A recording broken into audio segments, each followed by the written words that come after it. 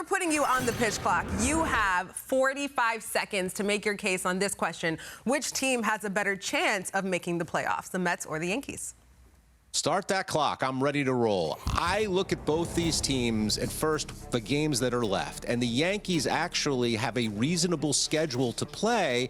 And so I feel, okay, the Yanks have a pretty good shot. But then I look at the bullpen and I look at everybody but Aaron Judge. And I look at the other teams in their division right now.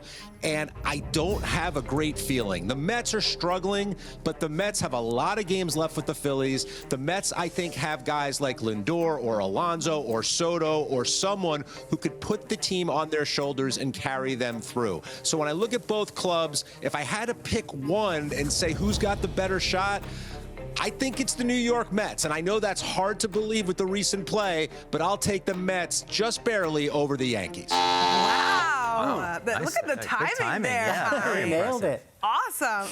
Anthony, do you agree? What do you think? And you were quite compelling, John, because you convinced me that the Mets, even though I'm down on the Mets right now, I think that they're the more likely team to make the playoffs. And part of it is, and this is, I know this will be very analytical and so get your numbers out and get your slide rules out and all that stuff. But they, like I said before, I don't think they can be this bad for this long with that collection of talent. I know it sounds like I'm parroting Carlos Mendoza here because he has really kept this sort of positive attitude going as well in the face of all this poor play. But I really feel like even their starting pitchers are going to get it together in some way enough that they can take a little bit of the burden off the bullpen and that everything can come together. And at some point, the Fab Four, really the tremendous three, or whatever you want to call it, is going to get going in a real way here and carry the lineup too. I mean, I have to go with the Yankees on this. I'll be the dissenting opinion, only because the Yankees have a rotation that can give you a representative start every night.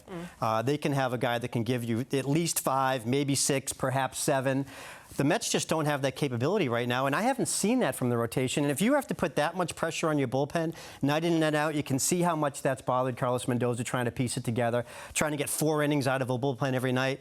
That's very difficult to do down the stretch. Like Hein mentioned also with the Yankees, their opponents the rest of the way have a combined winning percentage, I think, of like 480. So that's not a tough group. They also finished with 6 against the Orioles, 3 against the White Sox, and 3 more against the Twins. So that's a good, easy stretch for them to finish up with. So I think they're better situated right now than the Mets to finish this off. You're really afraid of the Reds? I mean, come on.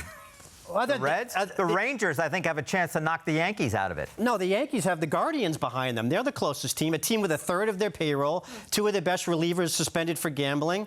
And, not afraid of them either.